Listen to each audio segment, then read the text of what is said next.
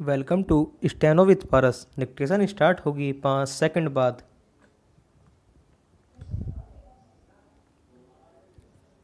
Start.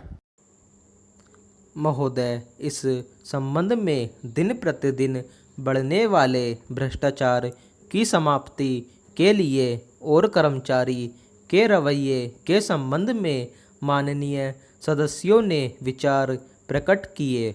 मैं समझता हूँ कि इससे कोई समझदार व्यक्ति इनकार नहीं करेगा कि भ्रष्टाचार को प्रोत्साहन नहीं देना चाहिए, अतः इस ओर विशेष ध्यान देने की आवश्यकता है।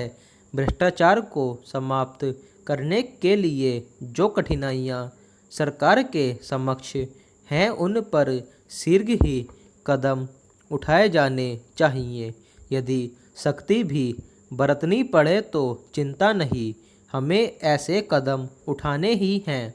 पहला, मैं यह जानता हूँ कि बहुत से लोग, जिनमें कुछ हमारे साथी भी हैं, इसकी कुछ बातों का विरोध करते हैं, परंतु यदि हम देश की उन्नति चाहते हैं, यदि हम देश को आगे बढ़ाना चाहते हैं और विशेषकर यदि आप समाजवादी ढांचे के आधार पर, जिसको कि कांग्रेस ने देश के लिए निश्चित किया है, इस देश की व्यवस्था करना चाहते हैं, तो हमारे लिए आवश्यक है कि हम इस तरह से कदम उठाएं कि जिससे लोगों को अपनी जीविका सुंदर ढंग से कमाने के लिए साधन जुट जाएं।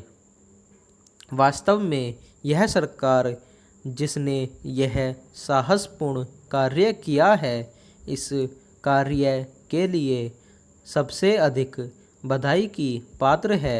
जो लोग यह आशा करते हैं कि हर एक काम उस ढंग से होना चाहिए जिसके लिए गांधी जी हमसे कहा करते थे, और जैसा कि अभी हमारे एक साथी कह रहे थे कि जिस तरह से सरकार ने इस संबंध में व्यवहार किया है, वह गांधी जी की नीति के अनुसार नहीं था।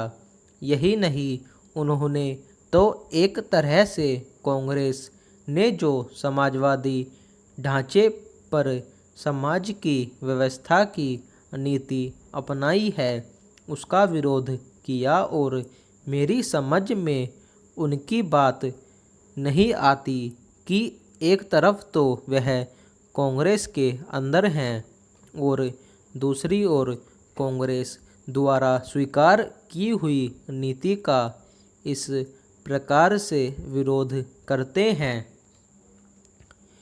मैं समझता हूँ कि वह इस बात को भी जानते होंगे कि कांग्रेस द्वारा इस नीति को स्वीकार कराने वालों में अधिकतर वे ही लोग हैं जो गांधी जी के अनुयायी हैं और उनके सिद्धांतों में विश्वास रखते हैं।